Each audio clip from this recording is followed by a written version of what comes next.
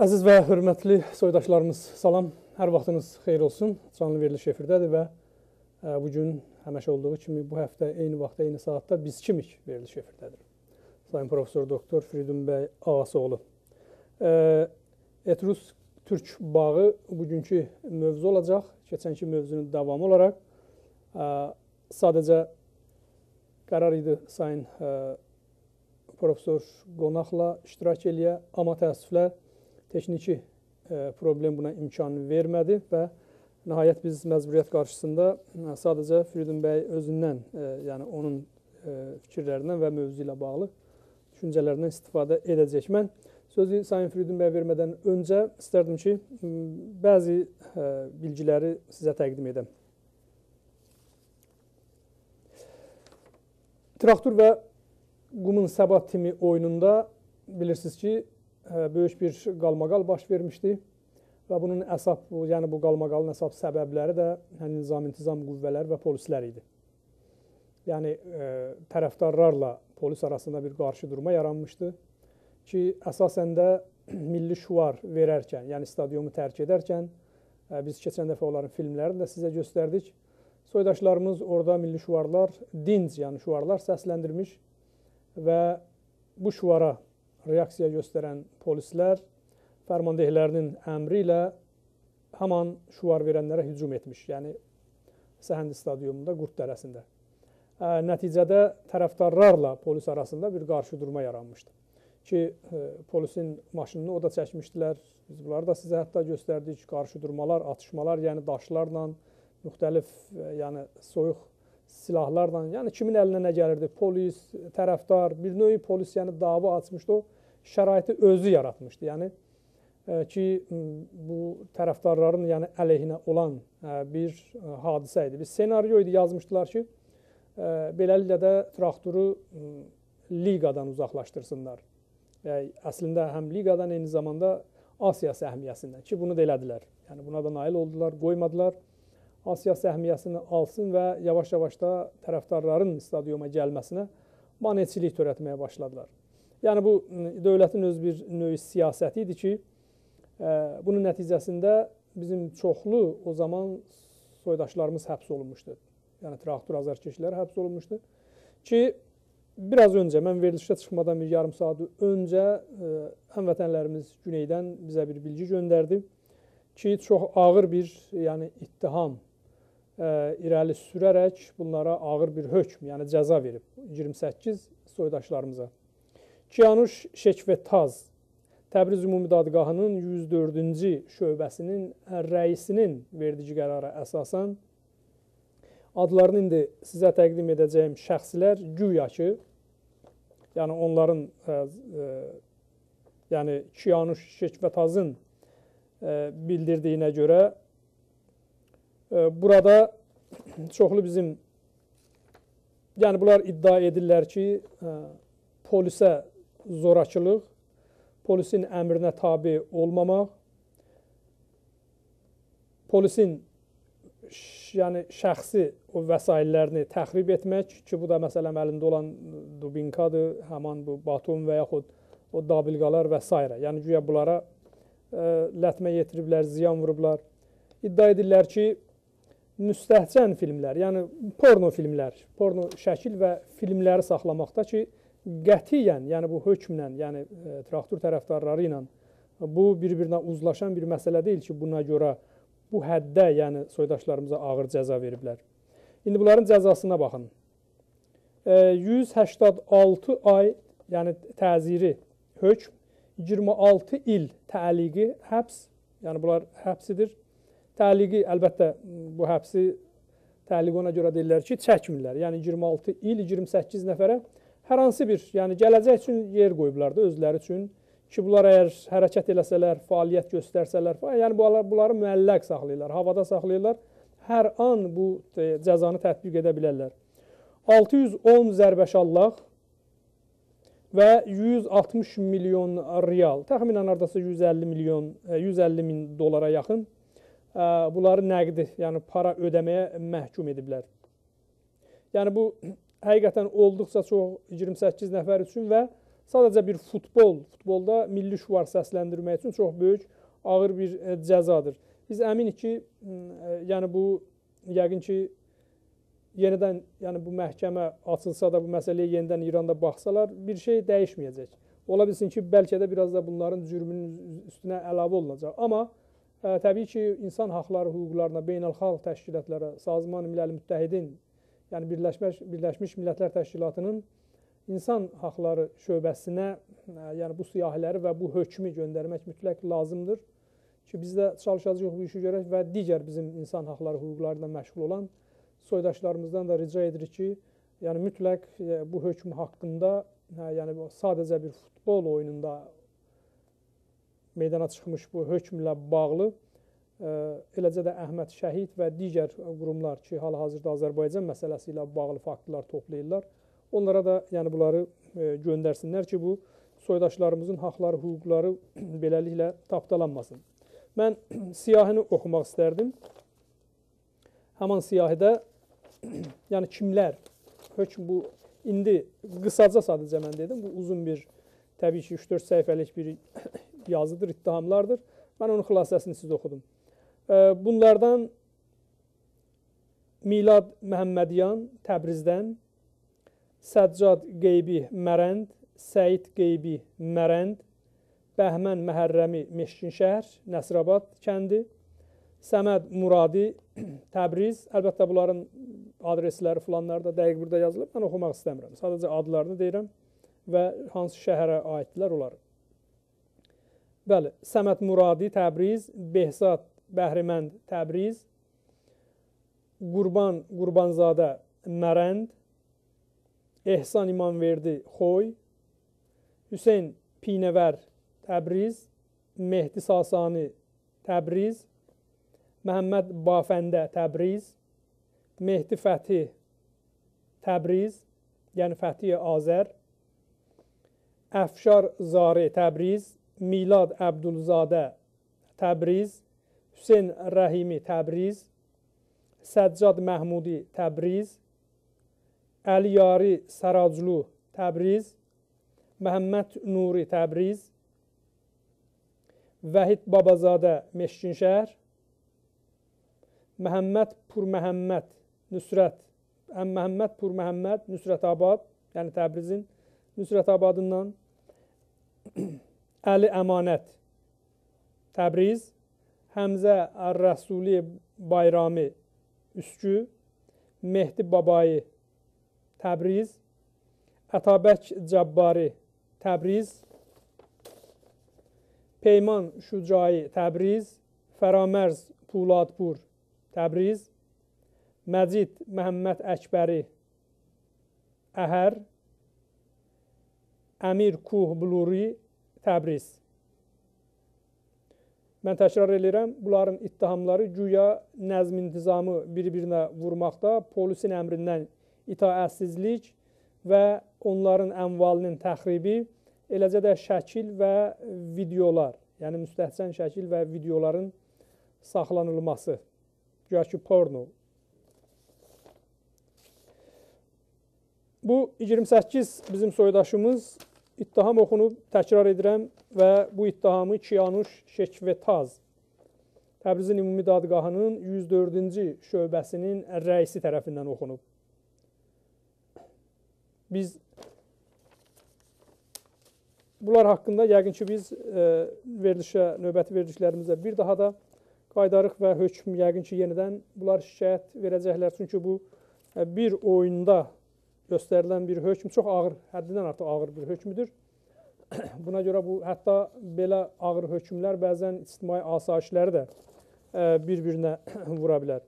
Mən sözü Sayın Firidun bəy vermədən öncə çox xülasə başqa bir bilgini də diqqətinizə çatdırmaq istərdim ki, bilirsiniz ki, artıq dünyanın bütün mediasında dünəndən etibarən bir xəbər yayılıb, o da İranın Kəşfiyyat İdarəsinin vasitəsilə Səudiyyə Ərəbistanın Vaşinqtondakı səfirliyini terror etmək və eləcə də bəzi İsrailə aid məkanlarda partlayıcı maddələr quraşdırmaq ki, bunun nəticəsində yüzlərlə insanın həlak olması nəzərdə tutulur. Buna görə də Amerikanın dövlət başçısı və onun rəsmiləri bu məsələyə çox sərt bir münasibət bildiriblər.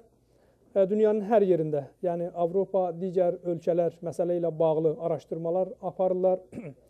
Mən o şəxslərin adını sizə vermək istəyirəm ki, bu olduqca çox böyük bir, yəni deyilənə görə 11 sentyabr olaylarından sonra ən böyük, yəni ikinci faciəni törədəcək bu şəxslər Mənsur Ərbab Səyyar, 56 yaşı var və Qulam Şəkuri.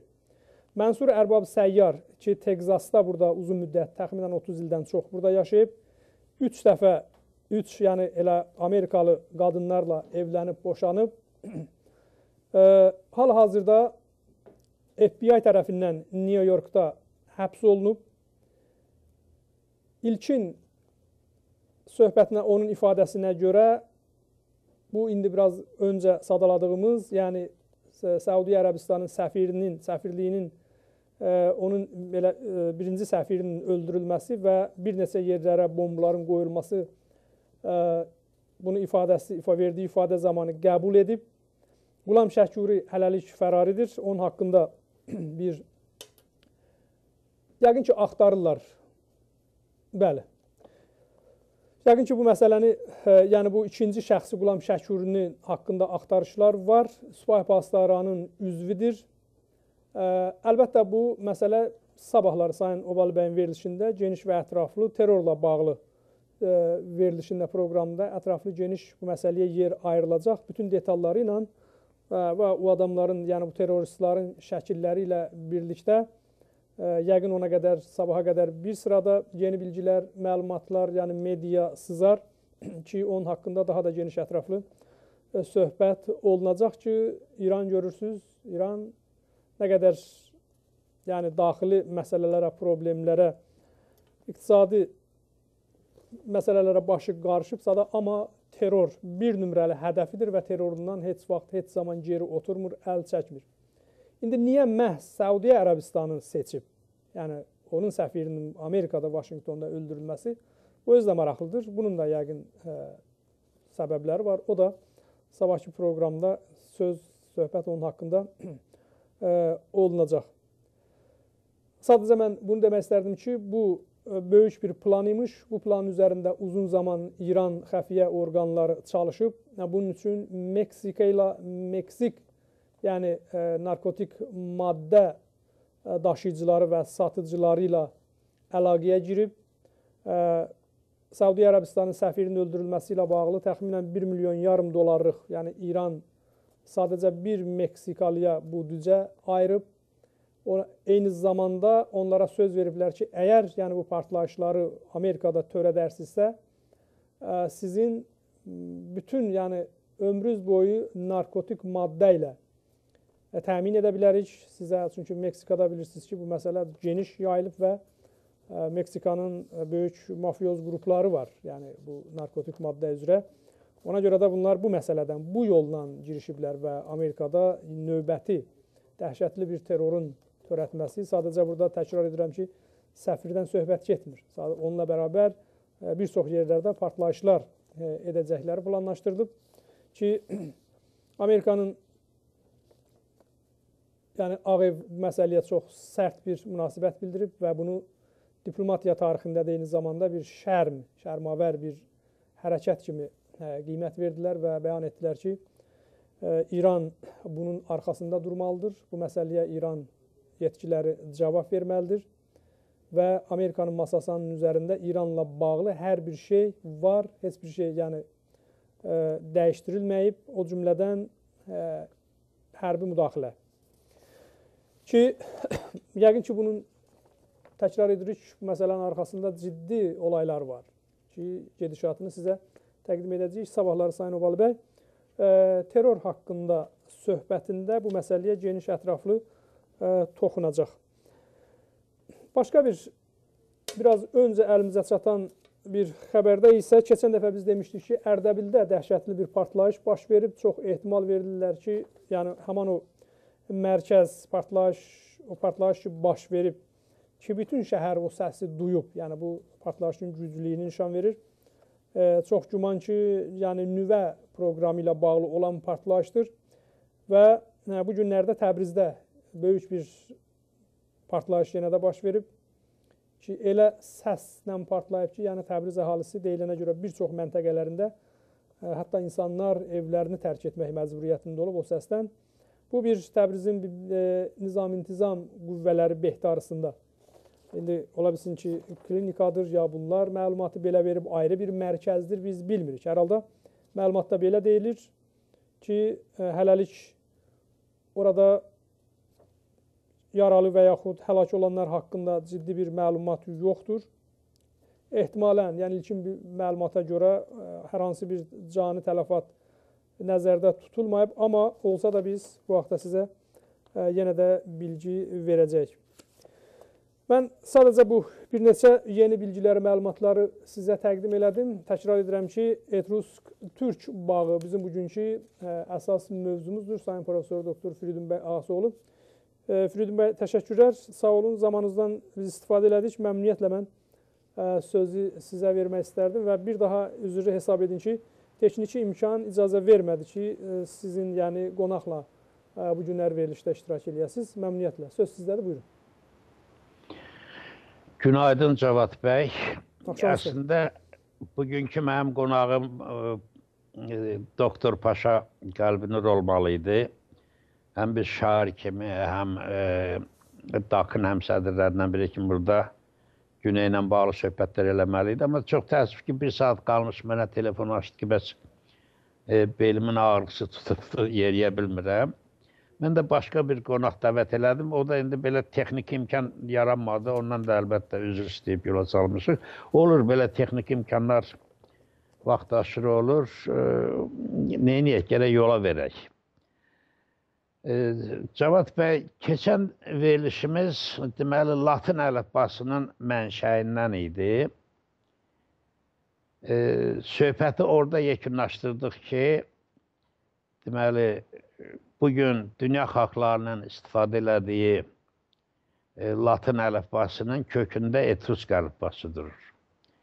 Və Etrusk əlifbası ilə də qədim Türk əlifbasını müqayisə eləyəndə gördük ki, bunlar eyni əlifbadır. Yəni, bunun məntiqi nəticəsi o idi ki, Etrusklar nə vaxtsa bu əlifbanı Ön Asiyadan aparıblar İtaliyaya, orada Latınlar bunlardan bu əlifbanı qəbul edib və sonra da Avropaya yayılıbdır. Və bunu tarixi bəlgələrlə və müəyyən rəsm sxemlərlə də göstərdik. Yəni, bunun iki mərhələsi var. Bir mərhələsi Latın əlifbasının Etrusk əlifbasından yaranması məsələsidir ki, bu elmdə heç bir mübahisə doğurmur, bu elmdə qəbul olunmuş artıq bir məsələdir. Özü də bu çoxdan bəllidir. İkinci məsələsi də odur ki, bəs Etrusk əlifbasının özü nə əlifbadır? O hardan çıxdı ortalığa, hardan gəldi İtaliyaya və Etruskların özü ümumiyyətlə kimdir? Təbii ki, keçən verilişdə bu barədə geniş söhbət eləmə imkanı olmadı. İndi biz bugünkü söhbətimizdə Etruskların kimliyindən danışdıqca iki məsələyə işıq salası olacaq. Biri, Etrusklar kimdir? Bunlar hardan tarix səhnəsinə çıxdılar? Nə vaxt çıxdılar? Bir də Etrusklarla Türklərin nə əlaqəsi?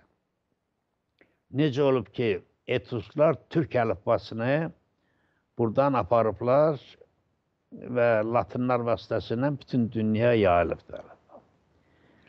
Deməli, məsələnin birinci tərəfini keçən verilişdə söhbət elədik. Bir də təkrar edirəm. Latın əlifbasının Etrusk əlifbasından yaranması. Onu şəkillərlə, qədim damğalarla burada qoyub izah elədik. Və ümumiyyətlə, bu tartışılası mövzu deyil. Çünki elmdə qəbul olunub ki, Latın əlifbasının kökündə Etrusk əlifbasıdır. İndi bugünkü söhbətimizdə isə, görək, axı bu Etrusklar kimdir ki, onların əlifbası hardandır? Onların Türklərlə nə əlaqəsi var? Nə bağı var ki, bunlar niyə Türk əlifbasını aparıb, orada Avropada Latınlara verə biliblərdir və nə vaxt aparıblar? Bu söhbətə deməli, hələ girişməmişdən öncə bir arayış verim ki, ümumiyyətlə, dünyada yaşayan dillər var, bir də ölü dillər var. Ölü dillər o dillərlə deyilir ki, tarixin hansısa kəsində bu dil işlənibdir. Hətta həmin dillərin bəzilərinin yazıları da qalıbdır. Amma indi o dildə, həmin ərazidə o dildə danışan insanlar olmadığı üçün bu cür dillərə ölü dillər deyirlər. Elə Latın dilinin özü də bir müddət bütün dünya elminin inkişafında böyük yer olan Latın dili get-gedə deyək ki, artıq dini ədəbiyyatlarda, dini kitablarda işlənəsi oldu. Sonra tibbdə bugün də o resept yazanda ondan istifadə edirlər. Amma bugünkü İtaliyada danışılan İtalyan dili təbii ki, o keçmiş Latın dili deyil. Düzdür, Latın dilinin davamı kimidir, amma çox böyük aralarında fərqlər var. O Latın dili artıq ölmüş dil hesab olunur. Necə ki, bizim ərazidə və bizim ərazilərə yaxın yerdə vaxtilə Sumer dili olubdur, Elam dili olub, Assur, Akkad dili olubdur, Hurri, Urartu dillər olubdur. Bunlar hamısı ölü dillərdir. Anadolu'da Hititlər olubdur.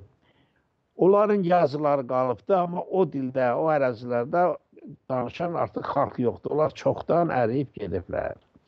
İndi bu cür tarix səhnəsindən çıxan xalqlara deməli, onların dilinə ölü dillər deyirlər. Və Etrusklar da bu ölü dillərdən biridir. 10 minlərlə yazısı qalıbdır Etruskların. Amma o dili ki, bugün danışılmır İtaliyada, ona görə də ona ölü dil deyiblər. İndi bu ölü dillerin də özü iki yerə bölünür. Qohumu tapılan dillər, bir də qohumu tapılmayan dillər. O qohumu tapılmayan dillərə izalət dillər deyirlər. Yəni bunun nə keçmişdə, nə orta əsrlərdə, nə indi bunun bu dilə qohum bir dil tapılmır ki, alimlər desin, hə, bu filan dil ailəsinə aiddir. Yəni filan dillərlə qohumdur. Bu cür dillərə izalə olunmuş izalət dillər deyirlər. Məsəl üçün Sumer dilidir, bugünə qədər onların qohumluğu hansı dil onlarla qohumdur, o elmi şəkildə hələ sübut olunmuyor. Deyək ki, bugün yaşayan Baskların dili Avropada qohumu tapılmır. Onlara da izalə olunmuş dil deyirlər. Baxmayaraq ki, bu ölü dil deyil, bugün o dildə danışanlar var. Amma o dildə başqa yerdə danışan olmadığı üçün o tək dildir və ona da izalə olunmuş dil deyirlər. Deməli, vaxtı ilə Etrusk dilini də belə qohumu tapılmayan dillər sırasında verirdilər. Niyə? Çünki artıq 250-300 ildir Etruskların dili üzərində araşdırmalar aparılır. Bu araşdırmaları deməli həvəskarlar da, yəni dərin elmi biliyi olmayanlar da aparır, bir şey çıxarda bilmir ortalığa, amma uzmanlar da aparır. Yəni tanınmış uzmanlar, qədim dillər üzrə böyük mütəxəssislər də Etrusk dili üzərində çox əlləşiblər ki, onun açarını açsınlar, amma aça bilməyiblər. Yəni 300 ildir elmdə bu Etruskların qohum axtarışı gedir. Düzdür, Etrusk mətnləri oxunur. Niyə oxunur? Çünki əlifbası bəllidir. O əlifbada sözlər, cümlələr, mətnlər oxunur. Amma o oxunan mətn anlamsızdır. Niyə? Çünki oradakı sözləri, cümlələri anlamaq olmur. Ona görə də deyirlər ki, Etrusk dilinin hələ açarı tapılmayıb. Bu dil məsələsinə birazdan qayıdarıq. Ümumiyyətlə, Etrusklar haqqında bir tarixi arayış verim. Etruskologiya elmi demək olar ki, 2000 ildir gündəmdədir. Niyə? Çünki hələ antik çağ müəllifləri bu etrusklar haqqında fikirlər söyləyirdilər, yorumlar verirdilər. Amma bir də baxırdın ki, o yorumlar biri o birisinə qarşı olur və yaxud biri o birisini təsdiq eləyir və yaxud təkzib eləyir. Artıq etruskologiya üzərində belə şərhlər, izahlar özünü antik çağdan göstərir. Məsəl üçün, Herodotdan başlayaraq üzübəri etrusklar haqqında çoxlu yazılar var. Artıq 2000 il bundan qabaq etrusk dili ölü dili idi. Artıq ölüb getmişdi. Ona görə onların hardan gəlməsi, hansı xalqlara qohum olması üzərində mübahisələr hələ o çağlardan başlamışdı. Deməli, yazarların gündəmində özünü göstərməyə. Bu baxımdan demək olar ki, azı 2000 ildir etrusklar haqqında elmi ədəbiyyatda, xüsusilə tarix ədəbiyyatında bir-birini təsdiq edən və yaxud qüvvətləndirən fikirlər olduğu kimi, bir-birini təqsim edən fikirlər də geniş yayılıbdır. Amma ümumi fikir budur ki, Herodotun verdiyi bəlgə, məlumat arxeoloji qaynaqlarla ispat olunur. Ona görə Herodotun etrusklar haqqında dediyi fikirlər günü-gündən daha elmi əsas qazanır. Niyə? Çünki sonradan aparılmış arxeoloji, etnografik, hətta bu son illərdə DNK-lar üzrə aparılan tədqiqatda Herodotun verdiyi məlumatın həqiqət olduğunu ortalığa çıxardır. Herodot nə deyirdi? Deyirdi ki, Lidiya Anadolunun deməli batısındadır. İndi birazdan xəritələr ekrana gələndə mən onları göstərib üzərində izahat verəcəm. Anadolunun batısında olan Lidiyada bu etrusklar İtaliyaya köçdülər. İndi Herodotu burada saxlayayım, söhbətimin əvvəlinə qayıdım. Çünki artıq xəritələr ekrana gəldi. Deməli, bu etrusk-türk əlaqəsi, etrusk-türk münasibətləri, etrusk-türk bağı, etrusk əlifbası ilə qədim türk əlifbasının eyniliyi haqqında ancaq Urmu teoriyası baxışı ilə danışmaq olar. Çünki Altay teoriyası ilə bunu açmaq olmur.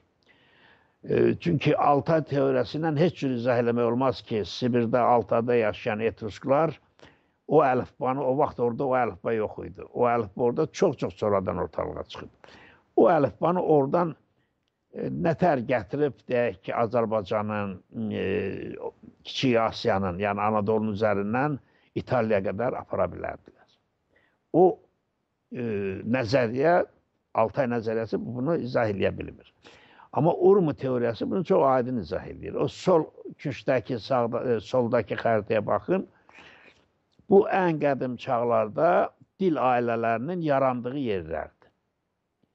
Qaradənizin o sol tərəfində, yəni kuzeyində qırmızı xəttlərlə verilən Hind-Avropa xalqları orada yaranıb. Deyək ki, Xəzərin üstündə o xəttlərlə verilən yerdə Ural-Altay dil ailəsi yaranıb. Qafqazın, deyək ki, Qafqaz dağlarının ötəsində, Qaradənizlə Xəzər dənizi arasında, orada Proto-Qafqaz boyları orada yaranıb. Yəni, Qafqaz xalqlarının dilləri orada yaranıb. Yəni, bugünkü deyirlər Doğu Qafqaz, Batı Qafqaz, Güney Qafqaz dilləri 3 qrupa bölünür olar. Onların hamısı Qafqaz dağlarının ötəsində yaranıbdır. Çox-çox sonradan artıq onlardan Güney Qafqaza keçənlər də var. Yəni, bugün Azərbaycanda da yaşayanlar var, Gürcüstanda da var. Amma əvvəlcə o göstərilən yerdə olublar. Deyək ki, lap aşağıdakı xəttlərə fikir verin.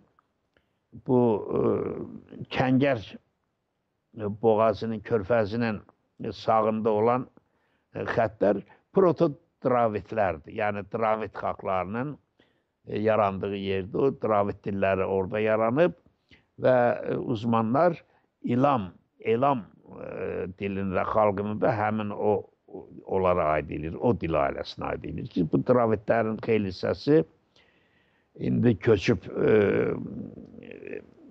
bir 4-5 min il bundan qabaq onların köçü başlamışdı. Onlar Hindistana getdilər, sonra da Hindistanın güneyinə çəkildilər. Amma bir qismi burada Bəlucistanda hələ də onlardan qalıbdır. Bu körfəzin sol tərəfində, yəni Ərəbistan yaylasında da Sami boyları yaranıb. Yəni Sami dilləri orada ortaya çıxıbdır.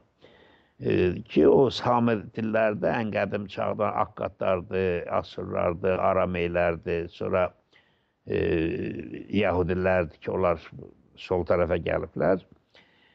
İndi gələk Azərbaycandakı yerə baxaq. Yəni o Bənövşəyi xəttlərlə verilən, bu da prototürklərin ata yurdudur. Yəni Urmu teoriyasına görə prototürk xalqı dili burada yaranıbdır. Yəni Dəzlə çayının qıyılarından da Quzey Azərbaycanda Kür çayının qıyılarına qədər uzanır və Quzey-Güney Azərbaycanda öz içində əhatə edilir. Bunun mərkəzində Urmu gölü dayandığı üçün teorinin adında elə Urmu teoriyası qoymuşuq o vaxtdan. Bu Urmu teoriyasına görə Türk-Etrusk əlaqəsi açıla bilir. Altay nəzəriyyəsindən fərqli olaraq. Niyə? Çünki burada, yəni bu prototürklərin yaşadığı ərazilərdəki o damğalardan qədim runik türk əlifbası yaranmışdı. Keçən verilişimizdə ondan söhbət elədik.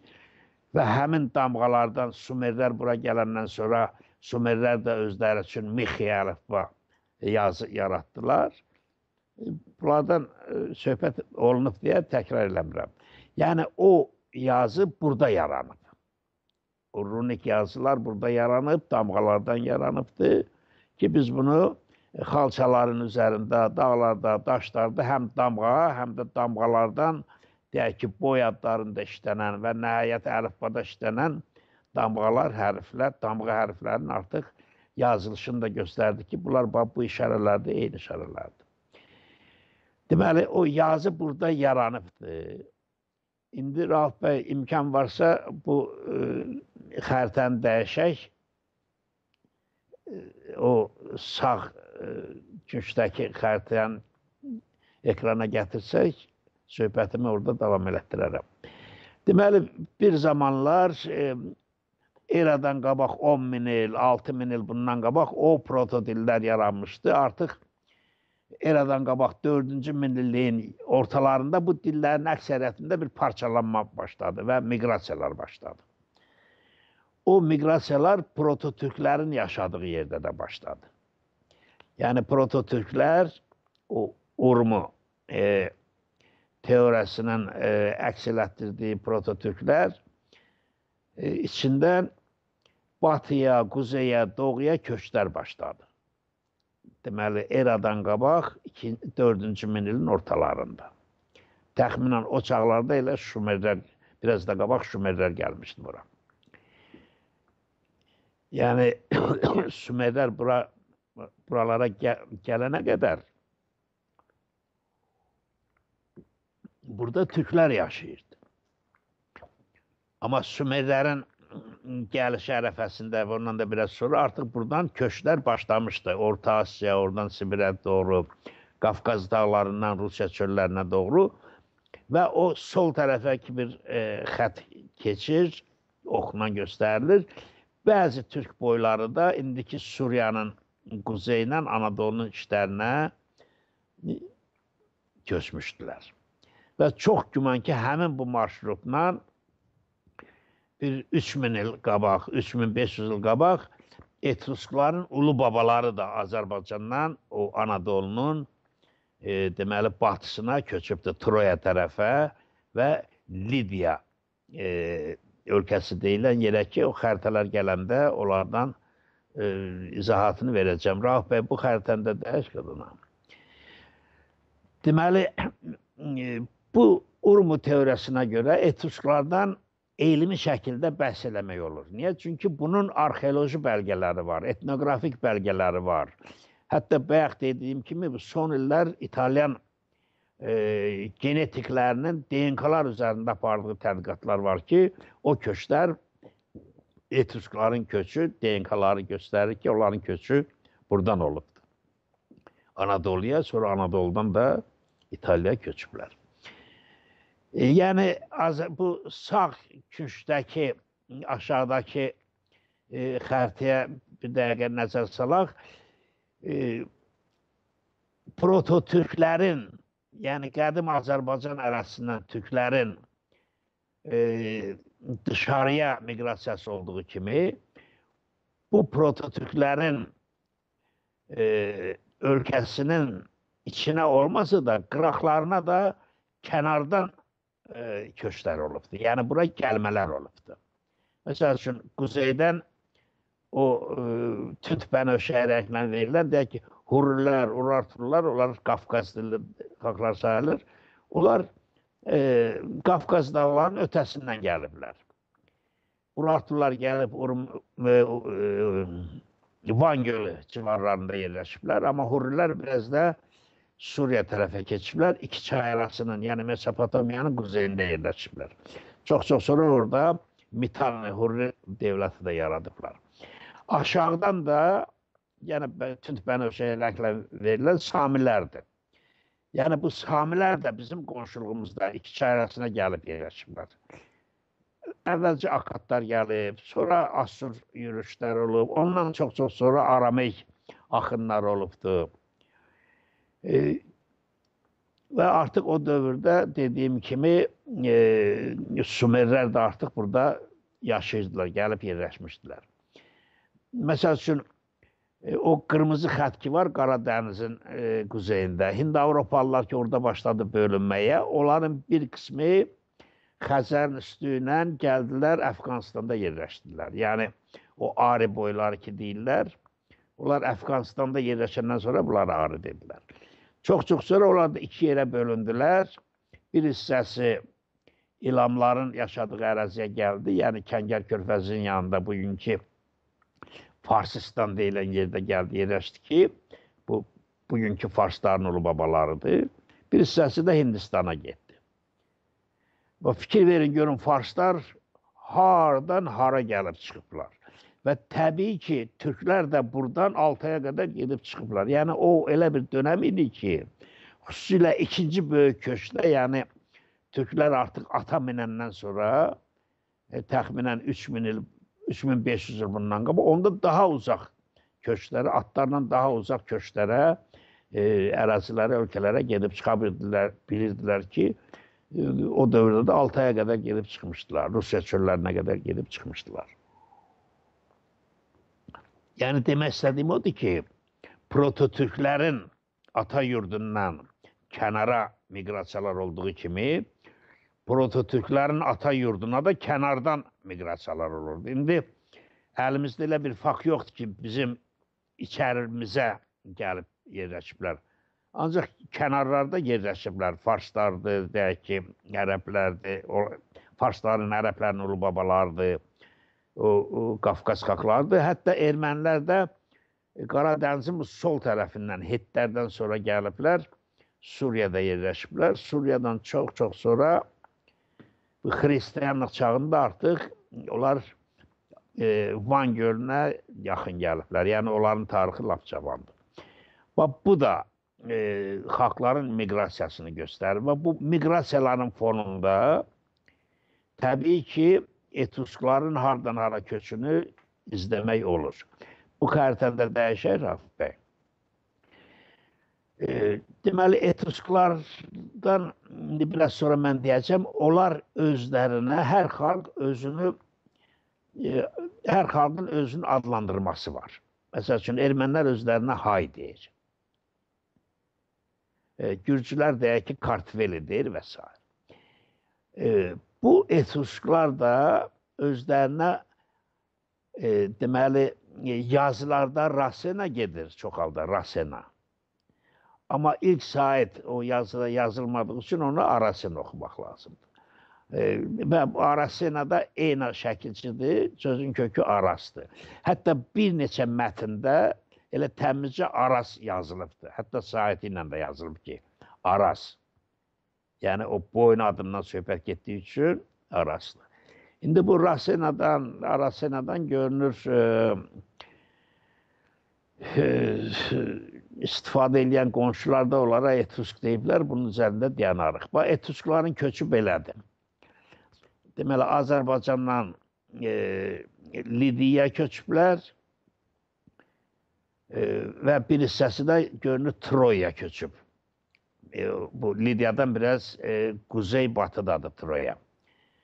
Ki orada sonra keçən dəfə də danışdım, bugün də imkan olsa o Lemnos adasındakı tapılan yazıdan söhbət gedəcək. Çünki o da qədim Türk yazısı ilə Etrusk yazısı arasında bir mərhələdir. O Lemni adasından tapılan yazı. Bu miqrasiyanın tarixi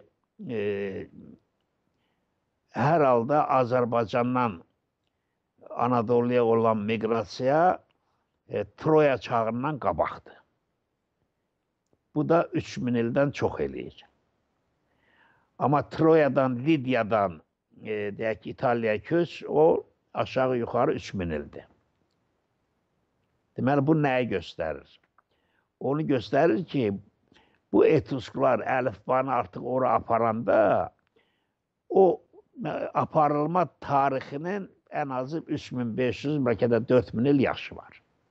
Ona görə də Aralıq dənizi ətrafında o əlifba geniş yayıldı və ondan Finikiyalılar istifadə elədi və Finikiya əlifbasından da bilirsiniz ki, Aramey əlifbası, sonra bu Sami əlifbaların əksəriyyəti və Ərəb əlifbası da oradan yarandı. Yəni kökü gedir çıxır Finikiya əlifbasına. Finikiya əlifbasından da qədim Türk əlifbasını keçən dəfə mən söhbətimdə dedim, eyni mənşədəndir. Çünki onların müqayisəsi də onu göstərir.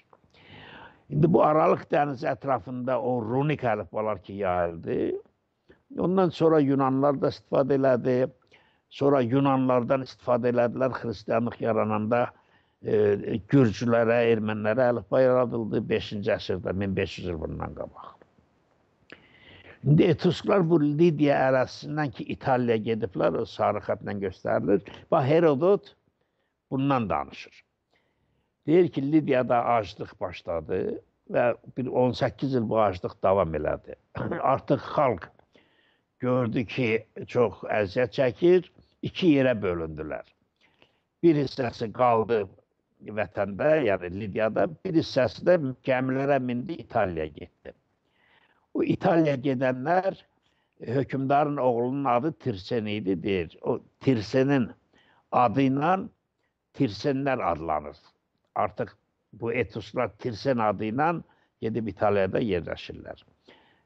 Bəzi qaynaqlarda Tirsen yox, Tirren deyirlər.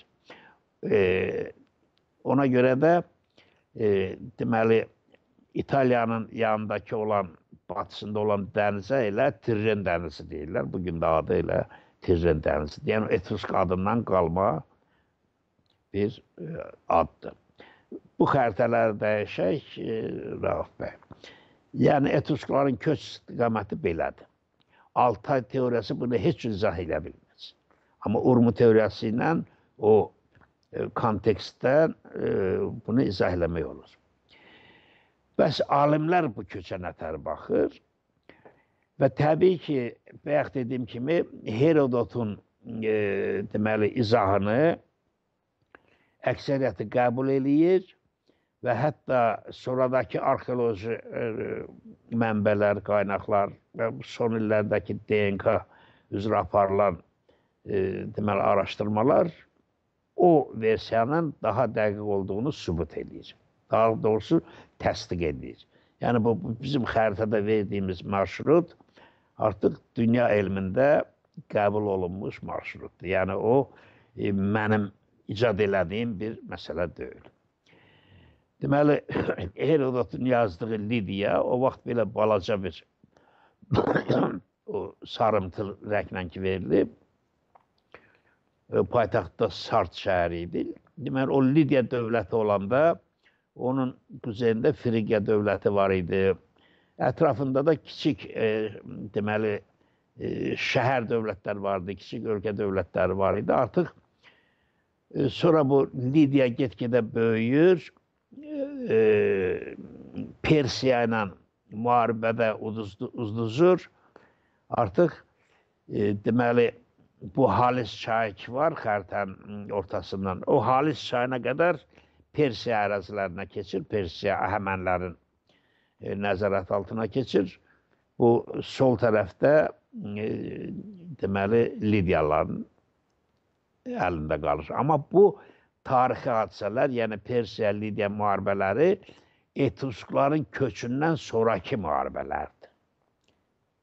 Təxminən bir 500 il, 600 il sonraki müharibələrdir. Yəni o müharibələrdən 5-600 il qabaq artıq Etrusklar burada iki yerə bölünüb. Bir hissəsi buralarda qalmışdı, bir hissəsi də İtaliyaya getmişdi. Bu xəritəni də dəyişək. Etruskların çıxış nöqtəsi buradır. Elmdə bu qəbul olunub. Bayaq da biz göstərdik ki, o hansı ərazidən gələ bilərdi? Azərbaycandan. Niyə? Çünki madam ki, bunlar özlərinə Araz deyir. Araz adlı xalq da o dönəmdə Azərbaycanda yaşayırdı. Çünki Urartular bura gələndə hətta o Arazı Tanrı adı kimi də işlədiblər. Yəni qədim Urartu panteonlar sırasında Araz Tanrı adı kimi işlənir. Sonra Araz boy adı kimi var Assur qaynaqlarında, həmin Araz çayının ətrafında. Və görünür elə Araz çayının adı o dönəmdən bu boy adı ilə, o Tanrı adı ilə bağlıdır. Və Etrusklar bu Araz adı ilə gediblərsə, deməli Azərbaycandan gediblər. Çünki burada yer-tut adları da indi görəcəyik ki, hamısı əksəriyyəti üst-üstə düşür. Hətta qədim erməni qaynaqlarında Araz qırağında bir Arazena bölgəsi var. Onu Araksena kimi də yazırlar, Arazena kimi də yazırlar. Yəni sözün kökü o bölgənin adının altında deməli Araz boyadı durur. Deməli Etrusklar gəlir bu qırmızımtıl xətlə verilən hissədə yerləşir. Artıq bir neçə ildən sonra bunlar o sarı xətdən göstərilən əraziləri də öz nüfuzu altına alır. Hətta Korsika adasında bunların təsir dairəsində idi. Yəni Tirren dənizində bunlar böyük gəmirçiliklə məşğul olurdular. O dövrün ən böyük deməli donanması bunlarda idi. Çünki bunlar ətraf ölkələrlə güclü ticarət əlaqələrində idilər. Həmin o qırmızımtıl xətlə verilən ərazi Etruriya adlanırdı. Niyə? Çünki orada Etrusklar yaşayırdı. 750-ci illərdə təxminən o boydaydı o ərazi. Amma 750-500-cü illərdə, yəni miladdan öncəki minillikdən gedir söhbət. 750-500-cü illərdə bu daha da genişləndi. Bu onu göstərir ki, deməli, miladdan öncə 1000 il boyu tarix səhnəsində olan Etrusklar 500 il üzü yuxarı inkişaf eləyibdi. Amma bu 500 ildən sonra, daha doğrusu 500-cü ildən sonra artıq onların tənəzzülü başlayıb, get-gedə bu yerli xalqların içində başlayıblar əriməyə, dilləri yavaş-yavaş unudulubdur. Artıq milad,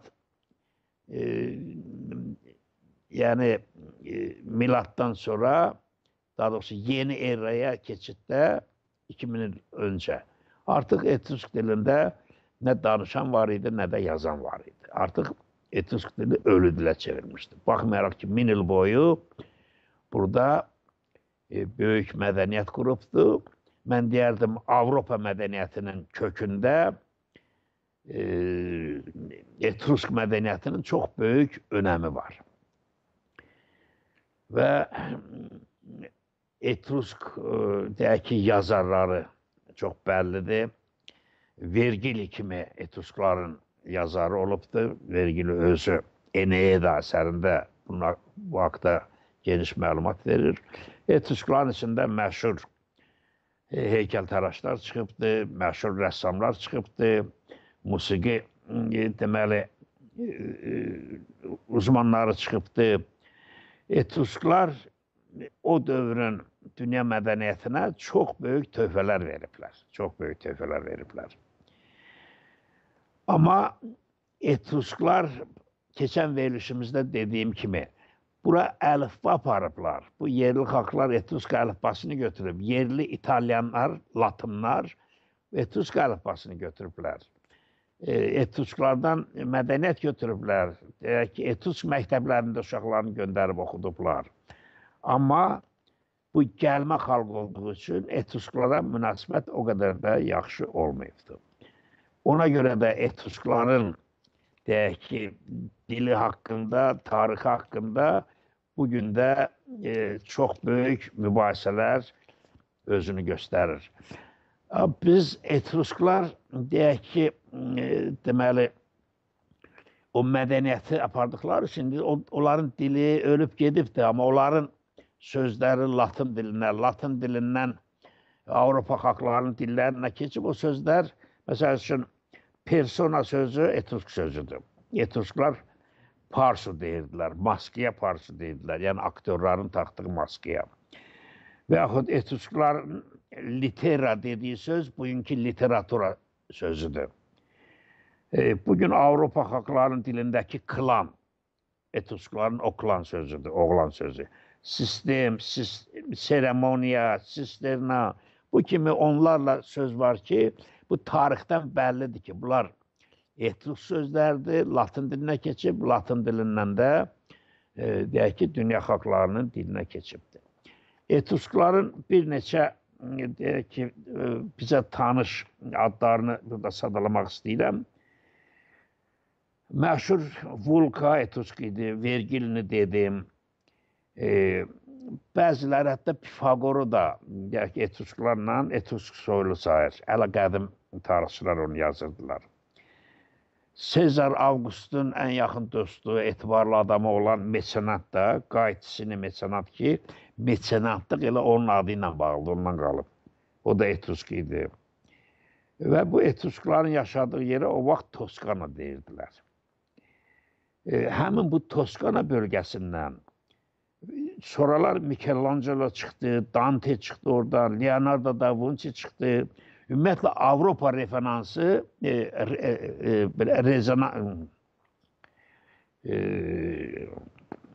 intibahı, Avropadakı intibah, Renesans.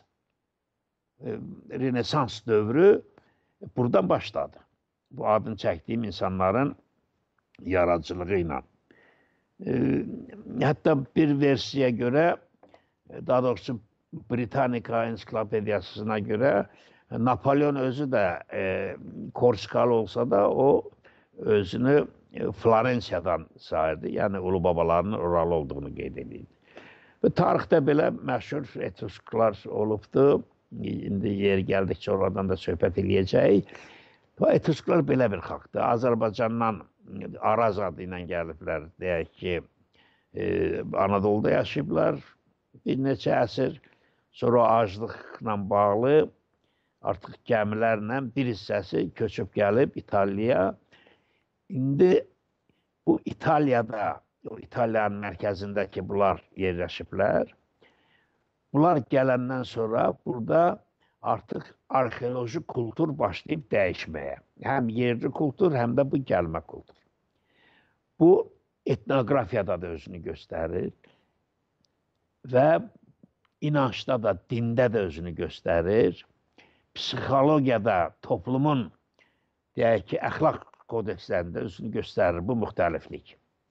Amma dilçilər bunu nəzərə almadıqları üçün bütün Etrusk əlifbası ilə yazılan qaynaqların hamısını elə Etrusk dilində oxumaq istəyirlər və ona görə açılmır. Halbuki o 10 minlərlə qalan yazılara belə yanaşmaq lazımdır ki, onların bir qismi türkçə ola bilər. Amma yerdə qalanı o yerli xalqlarla qarışanların ləhcəsində, dialektində və yaxud dilində ola bilər. Deməli, Etruriya əsasən bu bölgələrdən ibarət idi. Bu lövhədə gördüyünüz xəritədəki verilibdir.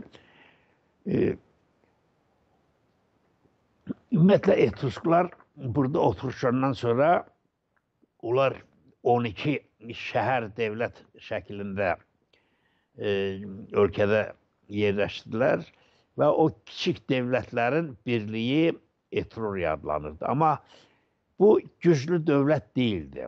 Niyə? Çünki bu bir mərkəzdən idarə olunmurdu. Sadəcə burada bir deyək ki, konfederativ birləşmələr var idi. Bu 12 şəhər devlət və yaxud kiçik bəyliklər deyək, bu bəyliklər hamısını birləşdirən bir bunların dini törələri idi, dini inançları idi və dilləri idi. Amma siyasi inzibati baxımdan bunlar bir mərkəzdən idarə olunmurdular.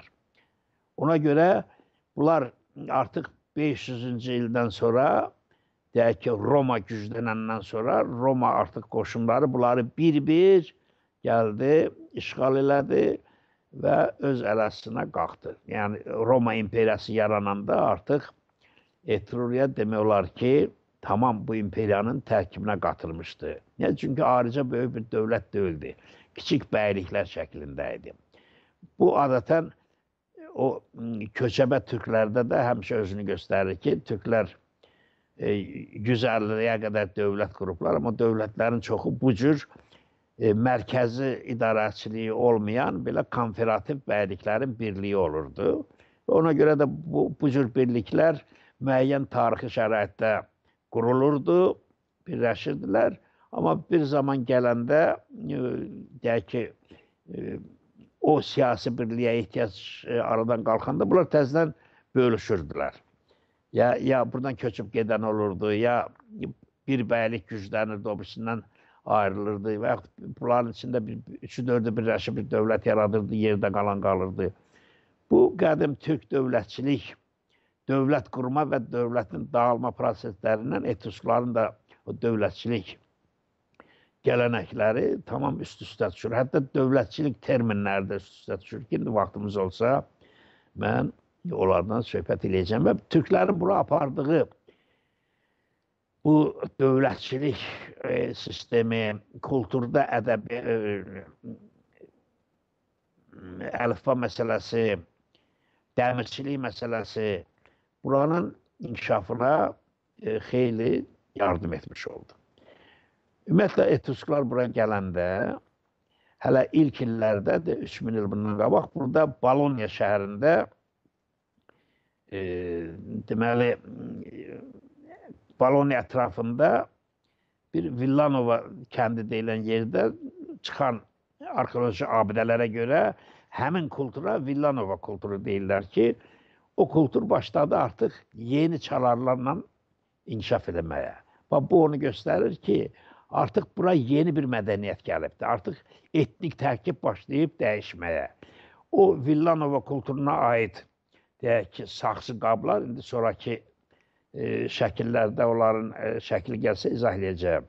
Artıq o yeni görkəmdə başladı özünü göstərməyə. Sonra burada tunç metallurgiyası çox geniş işləndi. Hətta tunçlardan çox gözəl qəliblərdə düzəldib qab-qaşıq və məişət əşyaları düzəldirdilər ki, və onların da bəzən həddindən artıq gözəl fiqurlu əşyalar olurdu ki, bugün muzeylərdə onlardan xeyli qalıbdır. Və bu Etrusklar burada, deyək ki, pul, o sikkə basma gələnəyində gətirmişdilər. Niyə? Çünki bu gələnək o Lidiyada da var idi. Etrusklar adətən o məbəd yerlərini, o kəndlərini, başkəndlərini bu cür dağların başında tikirdilər və o, deyək ki, məbədlər də orada olurdu. Bunlar bu cür qalalarda yaşayırdılar ki, ora, deyək ki, birbaşa qalxmaq çətin olurdu, yoxuşlu yollar olurdu ki, o ətraf müharibələrdən özlərini qoruya bilsinlər. Bu, onların şəhər salma, yerləşmə illəri ilə bağlıdır ki, bu bugünkü şəhər şəkildir, amma o qala əlbəttə qədim qalalardandır. Ki orada məbədlər də var, amma bir şey də deyim ki, Etrusklar deməli bunların dini inancı çox özəl cəhətlərə malikdir ki, bunların üzərində dayanacağıq. Deməli, Etrusklar gəldi İtaliyaya. Bu İtaliyada da insanlar yaşayırdı. Deməli, yerlilər var idi. Bir gəlmə, bir də yerlilər. Hətta bir versiyaya görə bu İtaliya quzeydən də gəlmələr olubdur. Əgər onu da qəbul eləsək və mümkündür, deməli, burada 3 müxtəlif etnosun qarşılığından yaranmış bir xalq yarandı. Etrusk xalqı elə yarandı. 3 müxtəlif xalqın qarşılığından. Deməli, Araz adı ilə gələnlərdir ki, onlar türklər idi və elita təbəqə onlar idi, çünki əlifbanı onlar gətirmişdi, bəzi sənət əsərləri onlarla bağlıdır, o dövləti quran onlar idi, Roma şəhərini sarılan onlar idi ki, onlardan söhbət eləyəcəyik. Bir də Etruskların Azərbaycandan, Qafqazdan getməsini göstərən elə faktlardan biri bu yer adlarıdır. Fikir verin, Etrusklar İtaliyaya gedəndən sonra bu Azərbaycanda olan yer adlarının əksəriyyəti başladı orada da işlənməyə. Niyə? Çünki miqrasiya edən xalqlarda bu bir qanun kimi özünü göstərir. Əgər bir yerdən başqa bir əyalətə, başqa ölkəyə köçürsə, o yerləşdiyi yeni yerdə öz köhnə kənd adlarını, boy adlarını, çay adlarını, dağ adlarını yaşatmaq istəyirlər. Təzdən o adlara can verirlər. Bu ətrafdakı dağa, daşa, çaya, elə obaya o adları təzdən işlədirlər. Etrusklar gedəndən sonra bu sağda görsənən yercil adları orada ortalığa çıxıbdır ki, o adlar deməli Qafqazda, Güney Qafqazda, yəni Azərbaycanda da var. Məsəl üçün Alban orada da var, burada da var. Orada da yer adıdır, boy adıdır, burada da yer adıdır, boy adıdır. Albana çay adıdır. Orada da çay adıdır, burada da Albina şəklində çay adıdır. Arpa, biraz ekranda o baş hərflər görsənmir. Ola bilər bu televiziyadandır. İndi o birisi soydaşlarımız nətər görür onu bilmirəm. Deməli, arpa toponimdir, İtaliyada da arpi toponimi var. Araz çay adı Azərbaycandadır, sonra Urartu qaynaqlarında teonimdir, yəni tanrı adıdır. İtaliyada Arezzo etnotoponimdir. Araspican etnotoponimdir. Azərbaycanda qədim hay qaynaqlarında var. Arasena etnotoponimdir. Üzr istəyirəm, bu səhv gedib burada. İtaliyada Arasena deyil. İndi gözümə çatdı ki, o Arasena, Araspican deməli zatdadır, Azərbaycandadır. Sadəcə Arezzo var İtaliyada. Sonra Artsaq, yəni bugünkü Qarabağın bir adı da Artsaq olubdur. Ərsaqlar da olar, etnotoponimdə Ərsaq adı. Eyni ad, deyək ki, Etrusklar zada gedəndə bir müddət ki, Sardiniyada da otururlar. Artsaq yenə Sardiniyada da var, bugün də var. Ərmən bölgəsi qədim türklərdə də olubdur. Armin toponimi İtaliyada da var. Çiloy adası, yəni bugün Abşerondan o qədər də uzaq olmayan bir adanın adıdır Çiloy. Bugün böyük xəritələrə baxsaz, Roma şəhərindən də o qədər uzaq olmayan adanın adı Çilodur. Yəni hətta adanın da adını buradan aparıb orada qoyublar. Tibir çayı, Dəbir çayı. Ümumiyyətlə türklər yaşadığı ərazilərdə Tibir, Dəbir adlı çaylar geniş yayılıbdır. Tataristanda var, Kuzey Qafqazda var. Bu əslində bunun əsl mənası Dəmir çayıdır. Qara çaylar zat yaşayan yerlərdə də var. Yəni Etrusklar, yəni bu boylar İtaliyaya gedəndən sonra o çayın adını dəyişib Tibir çayı elədilər ki, Roma şəhəri o çayın qırağında saldı. Deyək ki, Kamer yer adı, boy adı Azərbaycanda, Kameriya şəhəri İtaliyada, Qapan etnotoponimi Azərbaycanda Qapan şəhəri, Kapın şəhəri İtaliyada. Qaradonlu etnotoponimi Azərbaycanda, Anadolu'da və Kartona şəhəri İtaliyada. Kaspi etnotoponimi Qafqazda, Azərbaycanda, Kasperiya şəhəri İtaliyada. Kürçay adı Azərbaycanda, Kuri şəhəri orada. Ordubad yer adı Azərbaycanda, Ordubad sözünün kökü bilirsiniz də orta deməkdir, ordu. Orta şəhəri İtaliyada. Subar etnotoponimi Azərbaycanda, Sivaris şəhəri orada. Targu etnotoponimi deyək ki, Dərbənddən yuxarıda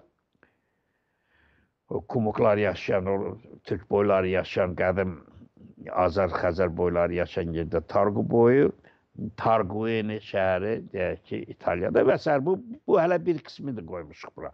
Və bu cür yer adları ilə müqayisə edib müəyyənləşdirməkdə olur ki, yəni köç bəs Qafqazdan olubdur. Azərbaycandan olubdur. Özdə bu yeni fikir deyil. Etruskların Qafqazdan köçməsi haqqında hələ 18-ci əsrdə, hətta 19-cu əsrdəki etruskoloqların kitablarında, əsərlərində var. Onlar da bəzi belə paralelləri veriblər və güman ediblər ki, bunlar elə Qafqazdan köçüblər. Yəni düz müşahidə ediblər. Mən sadəcə o sözlərin biraz sayını çoxaltdım. İmkan varsa o şəkillərdə gəlsin Rauf bəy. Deməli, etruskologiya elminin ən dolaşıq məsələsi nədir? Etruskoloqlar etrusklara bütöv bir xalq kimi baxdıqları üçün onun dilini çözə bilmirlər. Amma urmu teoriyası ilə buna yanaşanda bəlli olur ki, etrusklar qarışıq bir xalqdır. Yəni, onun qoyduğu yazılarda türkçəsi də var.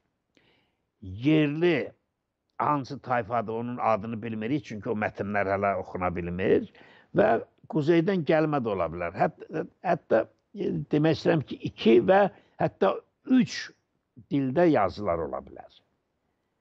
Ona görə bu məsələyə diferensial yanaşmaq lazımdır.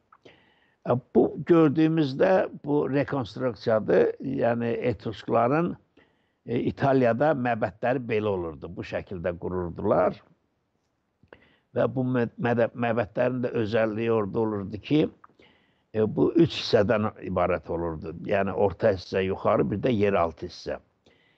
Və etrusklar da bu inanç var idi ki, yerlə göyün birliyi var və bunları sütunlar birləşdirir, bu yol var. Və eyni inanç qədim Türk boylarında da var idi ki, yəni dünya 3 qatdan ibarətdir. Göy, yerin üzü, bir də yerin altı. Yəni o biri dünya, bu dünya və yuxarı dünya. Və bunların üçünə də bir-birindən yol var. Və bu yolun olması da, yəni ölənlərin o biri dünya göndərilməsi üçün də bu etrusk basırıq kulturunda çox qəribə motivlər var ki, o da qədim Türk kurqanlarında da özünü göstərir. İndi basırıqlardan danışanda, gələnəklərdən danışanda o şəkillərdə gələcək, onların üzərində söhbət edəcək. Bəlkə qeydimə qaydıram ki, yəni biz etrusklara, yəni erməni dilində olduğu kimi, çuvaş dilində olduğu kimi, çünki çuvaş dili də erməni dili də qarışıq dildir. Erməni dili gəlmələrlə yerlilərin qarışdığı bir dildir. Ona görə də o bir müddət hələ qırabar işlənib, sonra aşqarabara keçiblər. Yəni, müasirləşibdir erməni dili. Eyni şeydir, o cür qarışıq çuvaş, Türk xalqları içərisində çuvaş dilində özünü göstərir. Yəni, çuvaş dildə azı 2-3 etnosun qarışmasından yaranıbdır. Amma aparıcı xətt Türk olduğu üçün çuvaşlar Türk dili ailəsindəndir. Çünki Türk sözləri onlarda daha çoxdur. Amma o sözlər o qarışmış xalqların tələffüzündə elə dəyişib ki, ona görə çuvaş dilindəki sözlərlə, qrammatik göstəricilərlə o birisi türk dilləri arasında böyük fərqlər yaranır. Məsəl üçün, L-ş dialekt fərqi var, R-z dialekt fərqi var. Məsəl üçün, onlar xır deyir, biz qız deyirik. Onlar çul deyir, biz daş deyirik. Onlar deyək ki,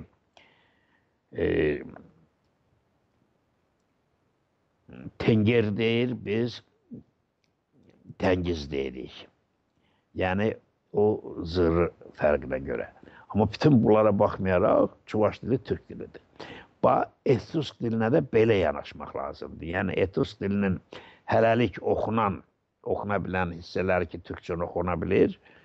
Bu imkan verir ki, Etruskların bir qarışıq xalq olduğunu ortalığa qoyaq və hələlik bunları türk dil ailəsinin bir küncündə yerləşdirək. Necə ki, Çuvaş dili türk dil ailəsinin ən küncündə, qırağında yerləşən bir türk xalqı sayılır və türk dili sayılır.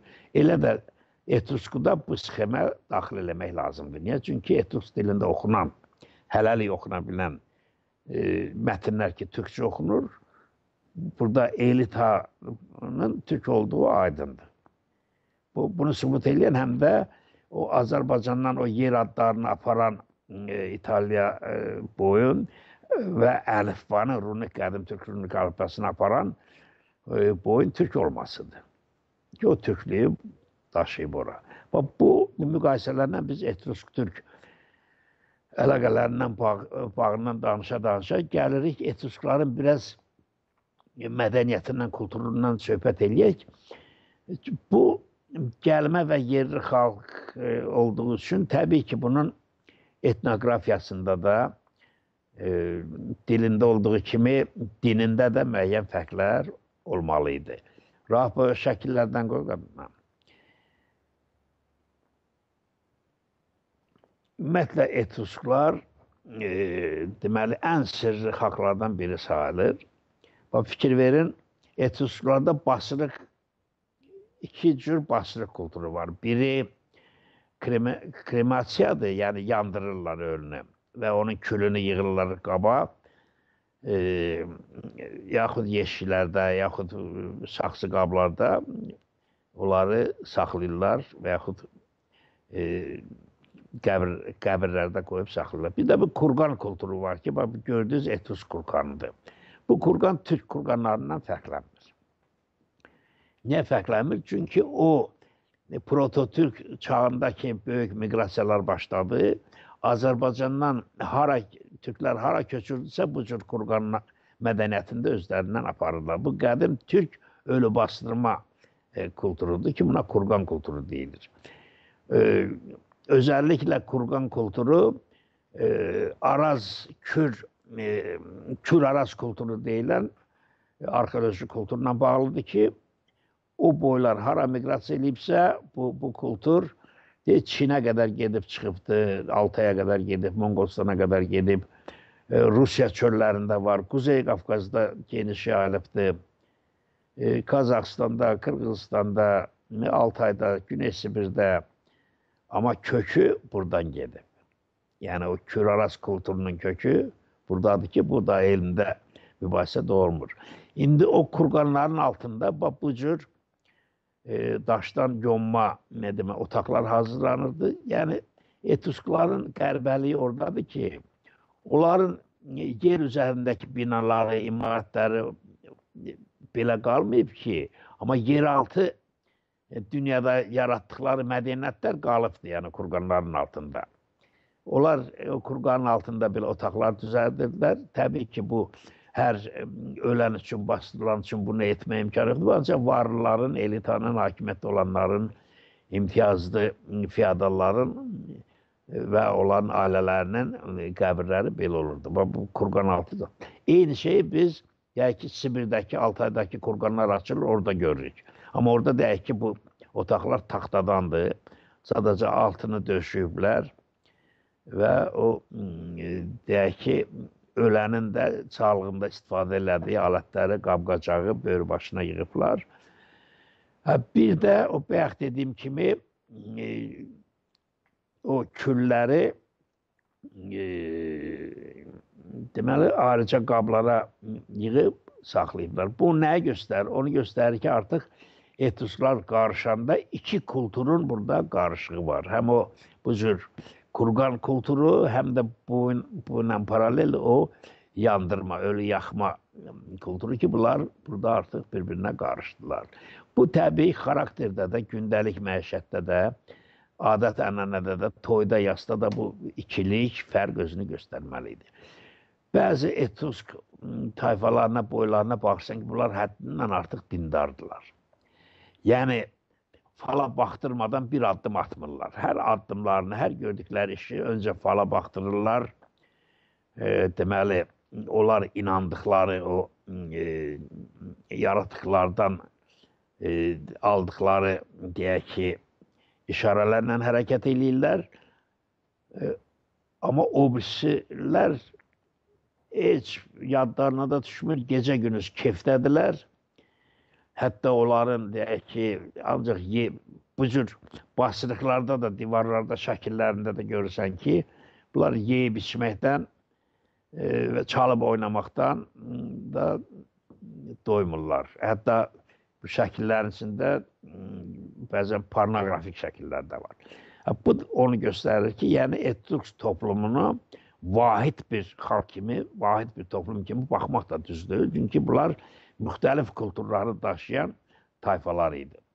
Və bu cür qəbirstanlıqlarda, o kurqanaltı otaqlarda bu cür ölənin deyək ki, daşdan heykəlini düzəldirdilər və o böyük sənduqanın üzərində o heykəl yerləşdirilirdi və sənduqalarda bəzirdilər həkkaklardır. Və bu bir qadın basırığıdır və altda da çox vaxt yazılar olurdu. O yazıların, ölənin adı, soyadı yazılardı və yaxud hansı kənddəndir. Məsəl üçün, burada Bəsti, bu xanımın adı Bəstidir, məsəl üçün. Biz bugün demirik Bəsti, yəni bizdə geniş yayılan addır. Adətən Bəsti adını, Bəsti, Yetər, Qızqayıt, bu cür adları ailədə çoxlu qız doğulanda növbəti uşaqlara qoyurlar ki, yəni də qız Bəsti, oğlan doğulsun. Yəni, Bəsti adı geniş yayılıb Türk anamastikasında və fikir verin, bunun da 2500 il bundan qabaq bastırılan bu xanımın adı Bəstidir. Dəyiş, Rauf bəy, dəyiş bunu. Bu cür heykəllər, imkan olanlar heykəllər qoyurdular və indi birazdan bu şəkillərdən bəzisinə baxanda o xanımların şəklinə görəsiniz ki, onların hətta baş örtüyü də bizim özəlliklə quzeydə kələği örtürlər, onlarla eynidir. Bu cür, bu artıq ayrı deyək ki, kulturdur. Bu cür başdaşları düzəldirdilər, içi oyuq olurdu bu solda küçdə. Ora kül qoyurdular, yəni ölənin külünü yandırıb qoyurdular. Bu əlbəttə o birisi kulturdan biraz fərqlənir. Bu sağda da bəzən o tayfanın da varlı adamının külünü, bu cür kül qabını gözəl bəzədilmiş, düzəldilmiş və kül qabına qoyurdular ki, bu cür yandırma adəti etrusklar bura hələ gəlməmişdən qabaqda özünü göstərir. Bu onu göstərir ki, bu kulturu bura ya quzeydən gətiriblər, ya yerli xalqlarda olubdur. Hər halda bunu bura türklər gətirməyib, bu yerlilərdə olub. Türklərin gətirdiyi kurgan kulturudur. Buradakı paralel bunlar gedir. Bu solda aşağıdakı da qadın figuru içində kül var. O cür figur şəklində düzəldirdilər. Bunları dəyiş Rauf qadına. Bunların bir qəbirstanlığı belə verdi. Demək istədiyim odur ki, basırıq kulturunda, yəni məzarlıq kulturunda da etruskların daxilində belə fərqlər vardı. Çünki etrusklar müxtəlif bölgələrdə yerləşmişdilər, bəyliklər şəklində idi və təbii ki, bunların yaşamında da bu fərqlər özünü göstərəcəkdir. Etrusklar içində gözəl sənətkarlar var idi. Və bugün etrusk sənətkarlarının hazırladığı o qab-qaşıq, dünya muzeylərinin bəzəyinə çevrilibdir. Fikir verin, bunlar əksəriyyəti keramik qablardır. Görün, nə gözəl sənət əsərləridir. Təsəvvür edin ki, 2700, 2500, 2300 il bundan qabaq o cür gözəl qab-qaşıq hazırlanıbdır. Və bugün də təbii ki, muzeylərdə ən qiymətli, ən baxımlı eksponatlardan sayılır. Bunlar Etrusk boylarının deməli, yaratdığı şedevrlərdir ki, indi maraqlıdır, bu qabların bir qismi də eynən Quzey Azərbaycanda, indi güneydə də təbii ki olubdur, amma mənim əlimdə o faktlar çox olmadığı üçün materialları deməli, quzeydən müqayisə cəlb eləmişəm. Özəlliklə Alban çağındakı arxeoloji qazıntılardan çıxan qablarda görürsən ki, həddindən çox eynilik, bəzərlik, hətta o fiqurun oxşarlığı da var ki, söhbətimizin sonunda mən o müqayisələri verəcəm. Belə sənətkarlıq çox gözəl inkişaf eləmişdi o dövrdə Etruriyada, yəni Etruskların içində. Rauf bəy dəyiş, biraz şəkilləri tez-tez keçirdək ki, keçən dəfəki kimi heç olmasa yekunlaşdıra bilim. Etrusklarda bayaq dediyim kimi etnoqrafik cəhətlər çox gözəl inkişaf eləmişdi. Bunlar tunç sənət əsərləridir. Fikir verin, tunçdan nə gözəl fiqurlar o vaxt yarada bilirdilər. Bunu da dəyiş Rauf bəy. Bunlar hamısı sənət əsərləridir. Muzeylərdə saxlanan qiymətli sənət əsərləridir. Və bu sənət əsərlərinin də özəlliyi oradadır. Hamısında olmasa da bir çoxunda yazılar var və o yazılarla biz bir çox məsələlərin kökünə gedib çıxa bilirik.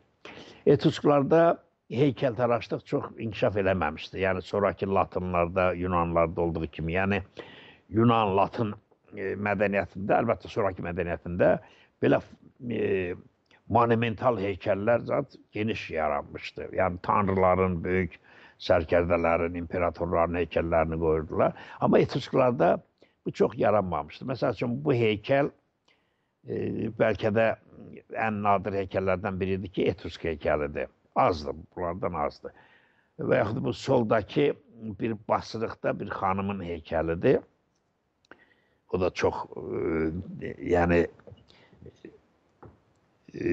monumental əsərlərdən deyil, o miniatür əsərlərdən sayılır. İndi fikir verin, bu xanımın gözəlliyinə fikir verin hələ. Və o sənətkarın ustalığına, uzmanın ustalığına fikir verin. Yəni, donunun parçalarının qırışları nə gözəl verilibdir. Halbuki bıçaq da başqa ölkələrdə o heykəl əsərlərinə baxırdın, kör, kobud, nə bilim filan.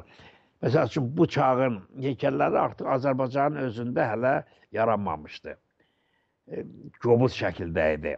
Amma görsən, Etrusklar buradan bu adam heykəlləri gələləyini apardılar. Orada bu çox sürətlə inkişaf elədi. Görünür, yerli mühitdə buna şərait yaradıbdır.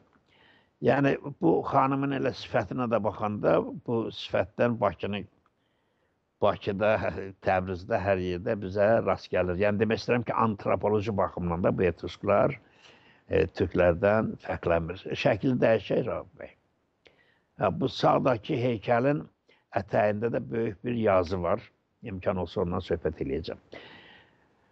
Deməli, bərbəzək əşyaları, xüsusilə zərgərlik Etruriyada, Etrusklarda çox inkişaf eləmişdi. Bu inkişafdan başqa həm də eyni üsulla, deyək ki, Azərbaycanda həmin çağlara aid çıxan sənət, qızıl, gümüş əşyalarla Etruriyada, Etruskların hazırladığı əşyaları müqayisə edəndə görürsən ki, bunların gələnəksəl bağı var bir-birinə, eynidir. Fikir verin, deyək ki, 2300-2500 il bundan qabaq nə gözəl bəzək əşyalarlardır. Hətta İtaliyada, yanılmıramsa da, bugün də bu zərgərlik o qədim Etrusk sirlərini özündə saxladığı üçün onun o məktəbi hələ də davam edir və çox önəmli, yəni o sahədə, mən o sahənin uzmanı olmadığım üçün, yəqin soydaşlarımızdan hansısa əgər bundan məlumatı varsa, bu çox maraqlı mövzudur ki, yəni Azərbaycandakı bu sənət əsərləri ilə İtaliyadakı sənət əsərlərinin eyni kökdə olması. Etruskları başqalarından fərqləndirən bir özəllik də var ki, xanımları güzgünü çox sevirdi. Və o tuşdan hazırlanan güzgünün üzünə ki, qalay çəkirdilər, o qalayı da şumarlayırdılar, parıldayırdı. Artıq şüşə kimi orada xanımlar özlərinə baxa bilirdilər. Amma bu güzgülərin əhəmiyyəti həm də ondaydı ki, bu güzgülərin arxasında tanış motivlərlə bağlı deməli, rəsm əsərləri olurdu, çizgi rəsmlər olurdu və yaxud qabartmalar olurdu, oymalar olurdu. Yəni, o rəsmə baxanda bilirsən ki, bu hansı deyək ki, nağıldakı sujetdir, hansı hadisəni əhatə eləyir. Ən çox da Homerin İlyadası əsəri ilə bağlı sujetlərdir. Və bunun qiyməti həm də oradadır ki, obrazlar tanışdır. Və obrazların altında Etrusk dilində onların adı yazılıbdır. Bax, Etrusk yazıları ən çox oxunmasının, açılmasının yolu elə bu güzgülərin köməkliyi ilə oldu ki, məsəl üçün, baxırsan ki, orada deyək ki, filan tanrıcanın şəklidir və yaxud tanrının şəklidir və yaxud dastan qəhrəmanının şəklidir, altında da adı yazılıbdır. Məsəl üçün, Apollonun adı Etruskca Aplu yazılır, Aplu. Bunu Aplu oxuyan bilir ki, bu Apollondur. Artıq həm də Etrusk yazısı oxuna bilir. Həm deyək ki, Latın dili ilə Etrusk dilinin fərqi ortalığa çıxır, həm də artıq Etrusk dilində oxuyub o sözü başa düşmür ki, bu adam adıdır, Apollonun adıdır. Deyək ki, bu Zevsin adıdır, indi Zevsə Etrusk dilində Ten deyirlər. Yəni, baş tanrının adı Tendir. Bizdə Tengri olan kimi, onlarda da Tendir. Və Tenin adını yazılıbsa, artıq onu oxuyub, o yazını başa çıxmaq olur. Məsəl üçün, bu soldakı yazıda deyək ki, tanrı adlarından Uni var, onu ana şəkili də var onun, o baş tanrıcadır. Deyək ki, Filak var, Turan var. O yazıları çox yaxşı oxuyamıyor. Bu Turan adı maraqlıdır. Məsəl üçün, Turan, Etruskların Turanı, deməli, Latınlarda Venera,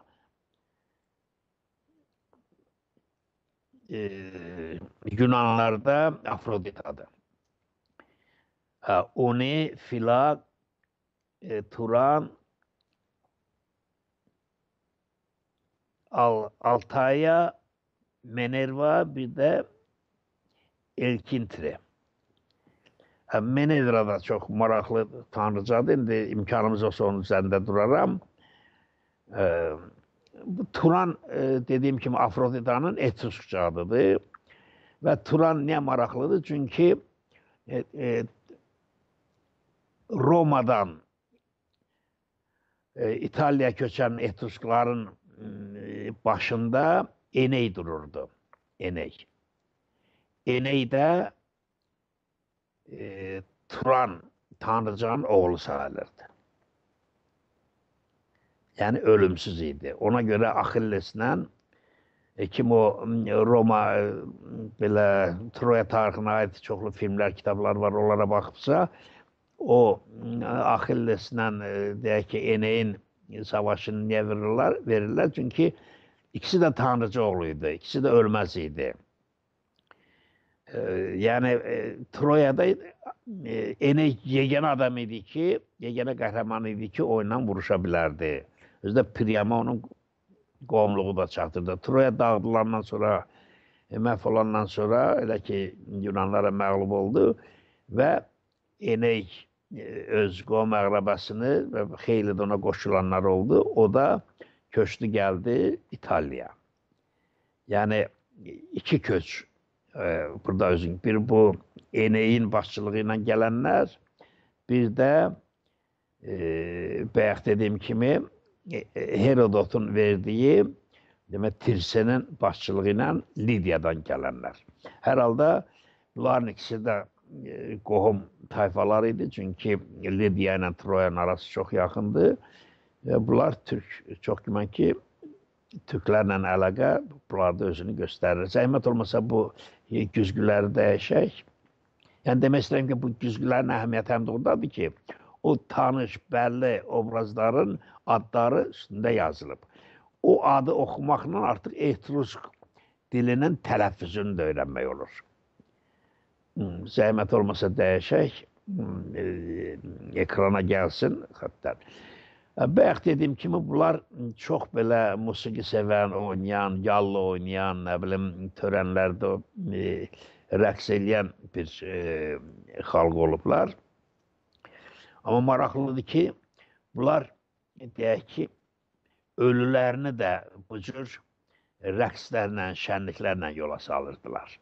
Ona görə o divar freskaların çoxunda bu cür rəqs oyunları var. Düzdür, orada matəm səhnələri də var, ağlamaq səhnələri, amma bu cür rəqs formaları da var. Lap solda, küncdə, Rahab bəy, imkan varsa onu biraz böyüdək. O, deməli, Təbriz miniatür sənətindən dərvişlərin rəqsidir ki,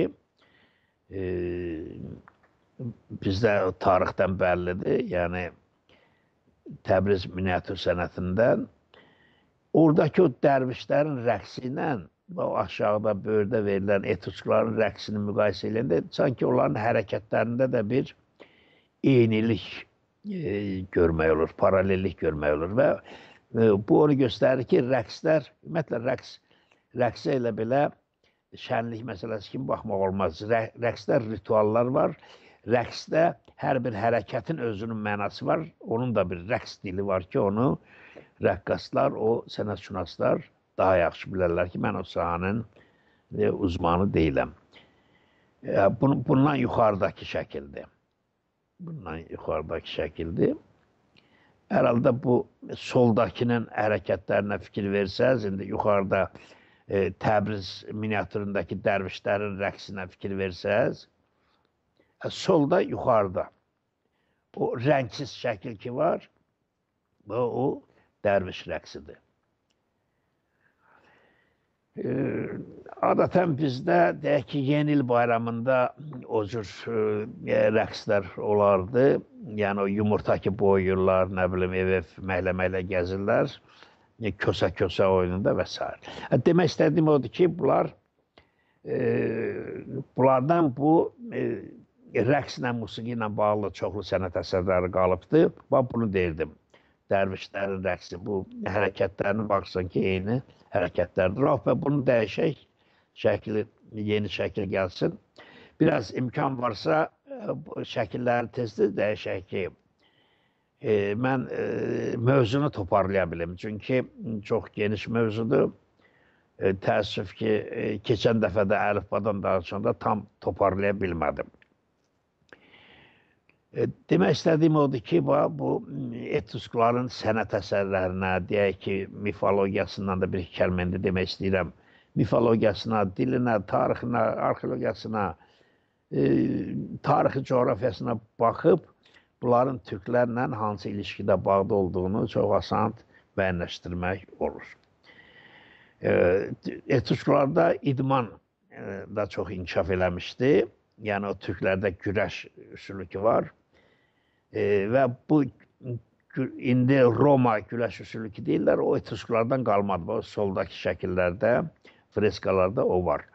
Eyni güləşlər, deyək ki, bizdə o pəhlivan güləşləri bugün də Azərbaycanda yaşayır və Anadoluda da o bədənlərini yağlayıb çıxırlar ki, pəhlivanlar güləşməyə.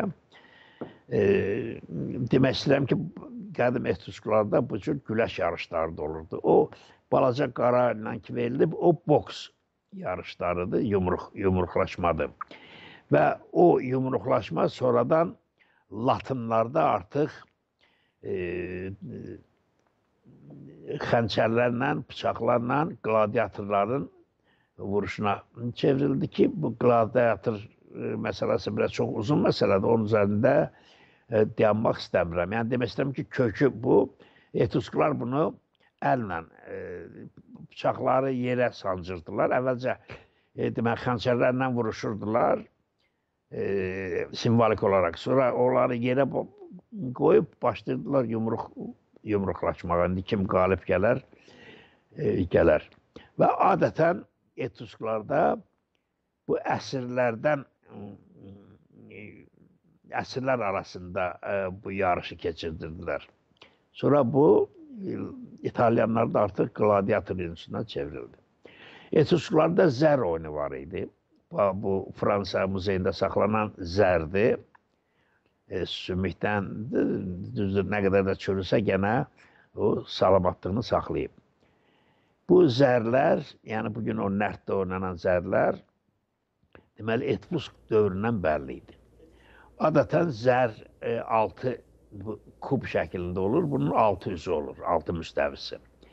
Və bunun üzərində belə oymalarla saylar bildirilir. Məsəl üçün bir tərəfində 1 oyulur, onun əksində 6 olur.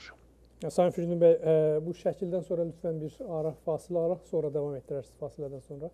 Amma bunun üzərindəki söhbətinizi buyurun davam edin. Aha. Bu zər biraz uzun olacaq. Elə onda araya çıxaq, sonra tamam, o zaman aradan sonra bunun üzərində sənin söhbət apararsınız. Təşəkkürlər, əziz vətənlər. Qısa aradan sonra canlı verilişimiz davam edəcək. Bizimlə qalın.